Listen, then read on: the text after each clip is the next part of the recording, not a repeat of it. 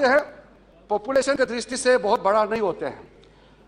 Population के हिसाब से हमारे वहाँ के जो मेंबर्स ऑफ पार्लियामेंट का संख्या भी कम है।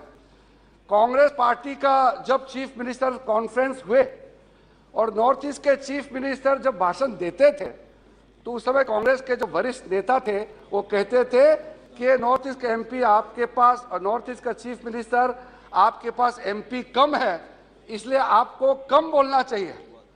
मेरे प्रदेश का मुख्यमंत्री भाषण करके सिर्फ 2 ही मिनट हुए थे और कांग्रेस के सारे वरिष्ठ ने कहा कि नहीं नहीं, आप अभी मत बोलिए, आप खत्म कीजिए, छोटा स्टेट है इसलिए कम बोलना चाहिए।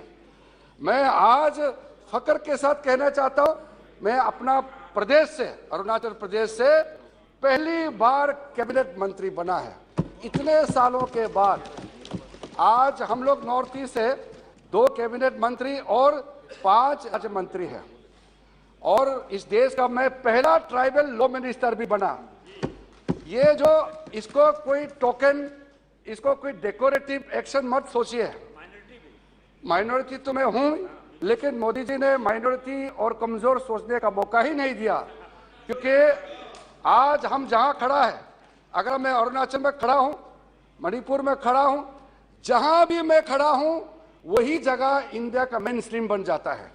पहले लोग कहते थे कि आप लोग मेन स्ट्रीम में जुड़िए, मेन स्ट्रीम में जुड़िए।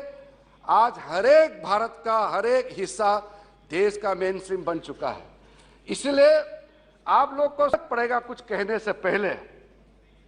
नॉर्थ ईस्ट के बारे में आप लोगों ने बहुत जिक्र किया, खास करके मणिपुर के बारे में। आप लोग को पता है आज जो मणिपुर के अंदर जो संघर्ष हो रहे हैं और वहां मैते कम्युनिटी और चीन कुकीज और मार्क कम्युनिटी का बीच में जो संघर्ष चल रहे हैं, वो ऐसा मत सोचिए कि आज उसका चिंगारी अचानक से उत्पन्न हुआ है, ऐसा मत सोचिए।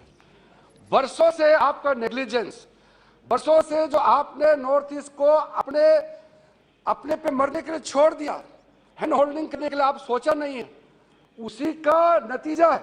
मैं आज वायलेंस के लेकर के पूरा डिटेल में नहीं कहूंगा, क्योंकि गृह मंत्री जी जब इंटरवेंशन करेंगे तो स्पेसिफिकली वो इस बात को कहेंगे, इसलिए मैं सिर्फ ऊपर का जो परिस्थिति है उसको बताना चाहता हूं। मणिपुर के अंदर में हमारा देश का सबसे ज्यादा मिलिटेंसी का ऑर्गेनाइजेशन का उत्पन्न हुआ और आपको ये समझना पड़ेगा, 2014 के बाद मोदी जी इस देश का जब प्रधानमंत्री की कुर्सी पर बैठे, उसके बाद एक भी पूरे नॉर्थ ईस्ट में नया कोई मिलिटेंसी गुट खड़ा नहीं हुआ। और नॉर्थ ईस्ट के अंदर में टोटल मैं आपको अगर संख्या बताऊंगा, पिछले 9 साल के अंदर में 8000 से ज्यादा जो मिलिटेंट ऑर्गेनाइजेशन में काम करने वाला बंदूक के साथ सरेंडर कर चुके हैं। 800%, 800% इंक्रीज हुआ है surrendering of the militants. Kidnapping का जो घटनाएं होते थे 81% उसमें कमी आई है और सिविलियंस को जितने मारे जाते थे मिलिटेंट्स के एक्शन के द्वारा, उसमें 97% गिरावट आई है। और सिक्योरिटी पर्सन जो ऑपरेशन करते थे, उसमें मारे जाते थे, उसके संख्या में, मृत के संख्या में 90% का कमी आई है। इंसर्जेंसी टोटल जो इंसिडेंट में 76% का कमी आई है। और arm forces special powers act 1958 में जब नॉर्थ ईस्ट में मिलिटेंसी का उत्पन्न हुआ, उसको नियंत्रण करने के लिए arm forces special powers act का आप लोगों ने इस सदन में पारित करके लागू किया था। आज मैं बहुत संतोषजनक आपको बताना चाहता हूं कि आज आफ्ता के जो टोटल कवरेज एरिया में 75% का रिडक्शन हुआ है। मैं जिस प्रदेश से आता हूं, हमारे असम और अरुणाचल के पूरे बाउंड्री का 20 kilometre Arunachal side, 20 kilometre Assam side में arm forces special power act का लागू किया था।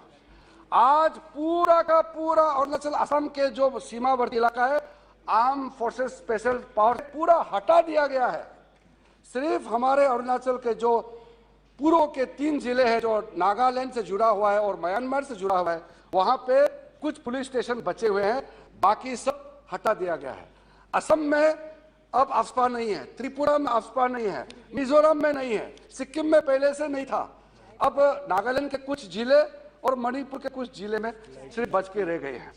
तो आप लोग जब इस तरह का मणिपुर नॉर्थ ईस्ट के बारे में बोलते हैं तो थोड़ा सा अध्ययन करना आवश्यकता होता है, वरना इस देश का महान संसद में बैठ करके गलत बयानबाजी करने से गलत मैसेज जाता है और देश को गुमराह करने से आपको क्या फायदा। आखिर तो हम लोग सब इस महान सदन का सदस्य है, जिम्मेदारी के साथ बोलना चाहिए। मैं आपको एक बात और बोलना चाहता हूं, प्रधानमंत्री जी, जब मैं तो पहला जो हमारा एनडीए का सरकार फर्स्ट टर्म बनी, उसी समय से मोदी जी के साथ में मंत्रिमंडल में काम कर रहा हूं।